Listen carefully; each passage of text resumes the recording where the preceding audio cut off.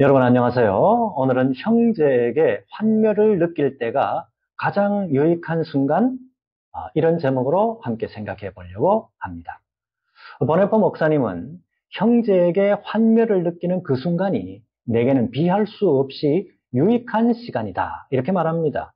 그럴 때 비로소 우리가 우리 자신에게 의존하는 삶이 아니라 주님의 말씀과 행위로 살 수 있다, 이 사실을 배우게 되기 때문이라는 거죠. 형제에 대한 환멸이 우리에게 가장 유익하다는 이 역설적 교훈을 우리가 어떻게 이해해야 할까요? 사실 주변에 환멸을 느낄 정도의 형제가 있다면 그것만큼 힘든 일도 없을 겁니다. 자신과 상관없는 사람이라면 그가 어떤 존재인지 우리가 별 상관하지 않아도 됩니다. 그러나 믿음의 형제 중에서, 그것도 가까운 사람 가운데서 내가 환멸을 느낄 정도의 사람이 있다고 하면 그거는 사실 고역이 아닐 수 없죠. 그런 사람에 대한 우리의 자연적인 반응은 그 사람하고 상종하지 않는 겁니다.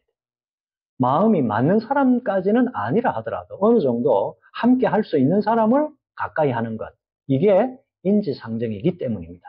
그러나 우리가 잠시 생각해 보면 그런 전략이 그렇게 효과적이지 않다, 이 사실을 우리가 깨닫게 됩니다. 아무리 허물 없는 사이라 하더라도 언젠가는 그 관계가 틀어질 수 있기 때문입니다. 믿음의 형제들 사이의 관계도 이와 별반 다르지 않습니다. 처음에는 사이가 좋았는데 어떤 일을 계기로 해서 그 좋았던 관계가 틀어지는 경우는 얼마든지 발생할 수 있습니다. 이전에 좋았던 관계가 한번 틀어지면 그 관계를 회복하기란 쉽지 않죠. 관계가 틀어지면 당사자는 피차 괴롭습니다. 이런 경우에는 선하고 마음이 부드러운 사람이 더 괴로움을 느낄 것입니다. 근데 형제와의 관계와 관련해서 보네포는 언뜻 우리가 수긍하기 힘든 말을 하고 있습니다.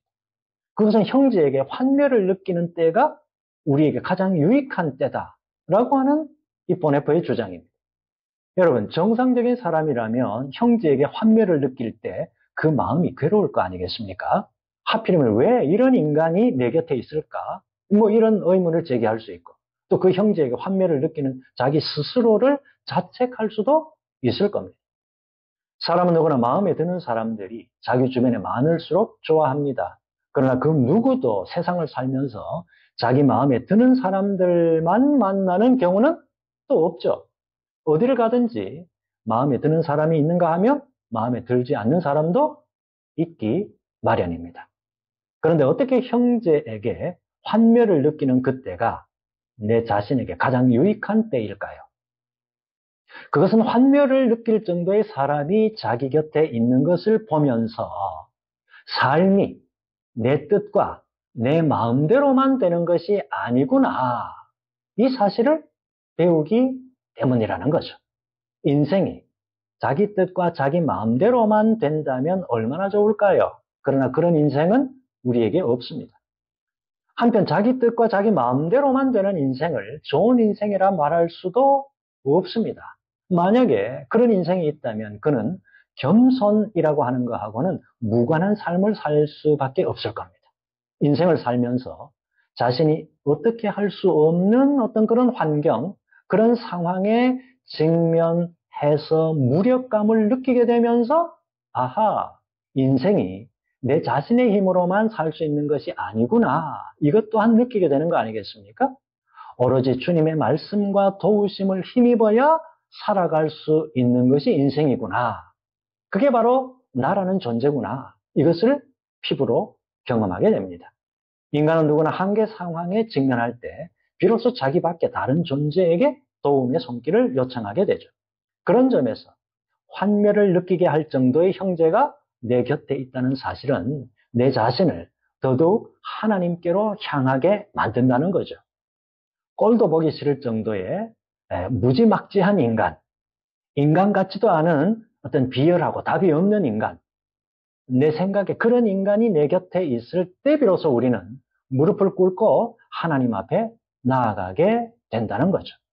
스스로 통제할 수 없는 사람을 만나거나 스스로 통제할 수 없는 상황에 직면할 때 비로소 우리는 진심으로 하나님 앞에 나아가게 된다는 겁니다. 반면에 자기 마음에 드는 형제들로만 둘러싸인 사람은 인생을 자신이 통제할 수 있다고 하는 그러한 비신앙적 사고에 빠지기 쉽습니다. 그렇기 때문에 우리 곁에 있는 인간 같지 않게 보이는 형제, 그는 사실 우리 자신에게 소중한 자산, 또 우리가 영적 성숙으로 나아가는데 결정적으로 도움이 되는 고마운 사람입니다. 그러므로 통제할 수 없는 사람이나 상황은 우리를 무력감에 빠뜨리는 것이 아니라 오히려 우리를 하나님 앞에 더 나아가게 만든다는 점에서 우리에게 유익합니다. 그런 사람은 우리를 성화의 과정으로 인도하는 친절한 안내자라고 할 수가 있습니다. 내 생각에, 우리 생각에 인간 같지 않은 비열하고 답이 없는 인간, 이런 인간을 새로운 관점으로 바라보는 그런 계기가 되면 좋겠습니다. 감사합니다.